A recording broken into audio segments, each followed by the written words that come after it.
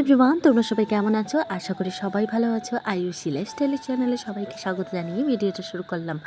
সকাল সকাল কিন্তু ঘরের কাজটা শুরু করে দিচ্ছি।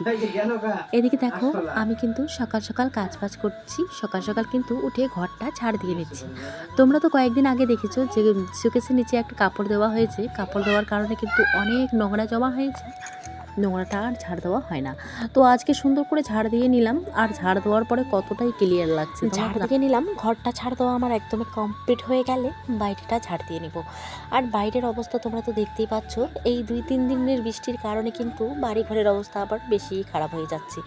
এদিকে তো আমি সুন্দর করে ঝাড় দিয়ে নিচ্ছি। ঝাড় দেওয়ার কারণে কিন্তু বাড়িটাও সুন্দর লাগছে দেখতে, আর কিন্তু মনটাও ক্লিয়ার হয়ে যাচ্ছে। আর দেখো তো, যেখানে সেখানে জল ভরে কি অবস্থাটা হয়ে গেছে। তো সুন্দর করে উঠানটা ঝাড় দিয়ে নিলাম, মানে শুকনো শুকনো করে ঝাড় দেওয়া হয়ে গেল আমার উঠানটা। আর উঠোনে কিন্তু জল জমিয়ে থাকে। আর তোমরা তো দেখতে পাচ্ছ কতগুলা তিরপাল দেওয়া হয়েছে। এগুলো কিন্তু ঢালাইয়ের তিরপাল করে সুন্দর করে আর কি দেওয়া হয়েছিল। আর ওরা ইট গাঁথনি ওদের যেহেতু হয়েছিল, ইট গাঁথনির জন্য কিন্তু নিয়ে গেছে। তো যাই হোক, আমি কিন্তু এদিকে মাছ, দাদা যেহেতু তোমরা ঝাড় দেওয়ার সময় তোমরা তো দেখলি দাদা মাছ নিয়ে আসলো, মানে নদী থেকে ভালো মাছ নিয়ে আসলো, মানে নদীর তাজা মাছ নিয়ে আসলো। মাছ নিয়ে আসার কারণে কিন্তু এখন আমি মানে মাছগুলো পরিষ্কার করেও নিয়ে এসেছে। এখন কিন্তু আমি ভেজে নিই মাছটা। আর দেখো তো আমার গলাটা কি খালি খালি লাগছে, আর মালা পরা হয়নি। আমার কিন্তু শরীরটা দেখতে অনেকটাই বিশ্রী হয়েছে, সেটা আমি ভালো করে জানি। দিন দিন আমার শরীরটা খুবই কিন্তু ভারী হয়ে যাচ্ছে। একটু হালকা পাতলা খাওয়ার অনেকটাই চেষ্টা করি।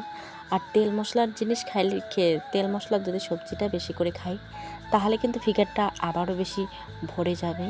তার জন্য কিন্তু অনেকটাই কম কম খাওয়ার চেষ্টা করি।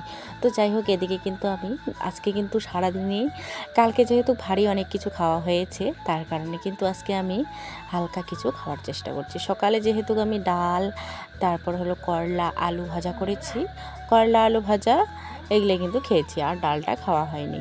তো যাই হোক, বিকেলবেলা কিন্তু মাছের তরকারি রান্না করব, এটাও কিন্তু খাবো না। কারণ কি বলো তো বন্ধুরা, আমি যেহেতু আমার ভারীটা বেড়ে যাচ্ছে, তোমাদেরকে বললামই আর কি।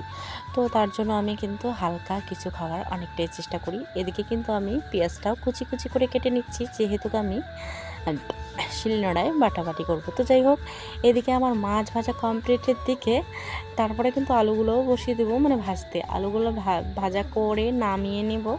আলুগুলো ভাজা করার সময় কিন্তু আলু অলরেডি মানে সিদ্ধ হয়ে গেছে। তারপরে দেখো, এদিকে ঢেকে রেখে তারপরে এদিকে ফোড়ন দিলাম, মানে পেঁয়াজ তারপরে বেগুন ভেজে নেব। পেঁয়াজ বেগুন ভেজে নেব বিকালবেলা। আর এগুলা খাওয়া হবে না একেবারে, এগুলা কিন্তু আমরা রাতে খাবো।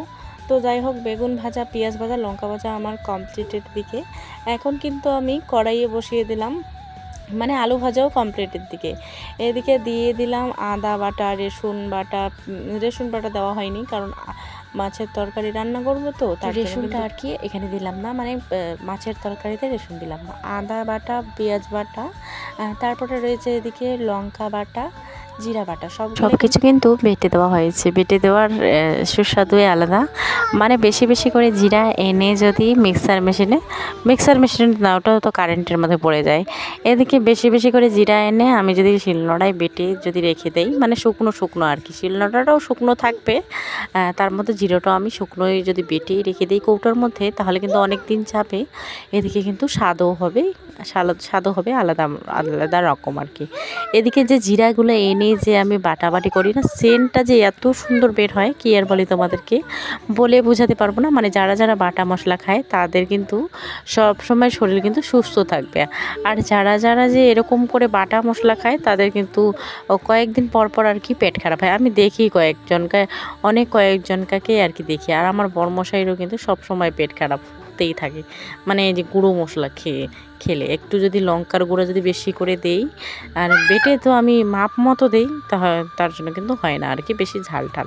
তো যাই হোক, এদিকে কিন্তু আমার কাজ কিন্তু কমপ্লিটের দিকে। এদিকে কিন্তু এক গাদা থাল নিয়ে কলের পাড়ে বসে পড়েছি। আর আমি যদি বিকালবেলা কোনো রান্না বান্না করি বা খাওয়া দাওয়া করি, অনেকগুলো থাল লাগে আমাকে, থাল বাটি গ্লাস নোংরা হতে থাকবে। তো যাই হোক, এদিকে কিন্তু মাঝামাঝি আমার কমপ্লিটের দিকে। তো যাই হোক, আরেকটা কথা বলি, মানে সকাল সকাল আমি তোমাদের সঙ্গে শেয়ারে করতে পারিনি। সকাল সকাল যেহেতু আমার এত তাড়াহুড়ো, তার মধ্যে সকালবেলা কিন্তু আজকে বৃষ্টি পড়েছিল। এখন দেখো এতই রৌদ্র চালিয়েছে, রৌদ্রুর জন্য কিন্তু আবার শরীরটা কিন্তু ঘেমে যাচ্ছে। তো যাই হোক, এদিকে আমার মেয়ে কিন্তু ঘুরতে চলে আসছে ওদের পিসিদের বাড়িতে। আর আমি কিন্তু ওদের বাড়ি থেকে এনে ওদের বাড়িতে মাংস দিয়ে খাওয়া দাওয়া করেছে, আর আমাদের বাড়িতে কিন্তু মাছ দিয়ে হয়েছে। ওদের বাড়িতে খাওয়া দাওয়া করেছে আর ওরা পিসি ওরা চলে গেল। এখন কিন্তু আমি আমার মেয়েকে বাড়ি এনে ঘুমিয়ে মানে ঘুম পাঠিয়েছি। তো যাই হোক, কালকে যেহেতু আমার বড়মশাই এই প্যান্টটা পরে গেছে, ভাবছিলাম যে পরের দিনে আর কি ধুয়ে দিব। তো যাই হোক, প্যান্টটার কোনো নোংরা লাগেনি। আর এগুলা শাড়ি কিন্তু আমি ধুয়ে দিয়েছি। কালকে বৃষ্টির কারণে কিন্তু শাড়িটার অবস্থা খুবই খারাপ হয়েছে নিচে। শাড়িটা সুন্দর করে ধুয়ে ঘরে এনে এখন কিন্তু ভাঁজ করে রেখে দেব। তো মেয়ের জামা ছিল, জামাটাও কিন্তু ধোয়া হয়ে গেছে। আর কালো জামাটা, যেটা জামা কিন্তু পরেছে অন্নপ্রাশন বাড়িতে, ওই জামাটা কিন্তু মা আর কি ব্যাগে নিয়ে গেছে, মানে মনে ছিল না এত বৃষ্টিতে কি আর বলি তোমাদেরকে। তো যাই হোক, এদিকে ধোয়া জামাগুলো শুকেছে রেখে দিলাম, আর নাইটিটা ভাঁজ করে রেখে দিলাম। নাইটি, সায়া বলো, এগুলো কিন্তু রেখে দিলাম আর কি। তো যাই হোক, কালকের দিনটা খুবই খারাপ গেছে, আর আজকের দিনটা খুবই ভালো গেছে আমার। তো যাই হোক, আজকে জামা কাপড়গুলো গুছিয়ে রেখে দিলাম। আর আমাদের বাড়িতে কিন্তু এত আরশোলার অত্যাচার হয়েছে, 2 দিন পর পর আর কি আলনাটা সুন্দর করে রেখে দিই। আর এই মেখলাটা আমাকে কিন্তু একদমই সাজে না, মানে দিদির মেখলা, তোমরা তো দেখেছো মেখলাটা রেখে গেছে। তো মেখলাটা পরে আমাকে একদমই কিন্তু ভালো লাগে না দেখতে। মানে ওর একটু শরীরের কালারটা ভালো, তার মধ্যে কিন্তু ওকেই সাজে আর কি। তবু ওর ব্যাগে জায়গা ছিল না বলে মেখলাটা রেখে চলে গেছে।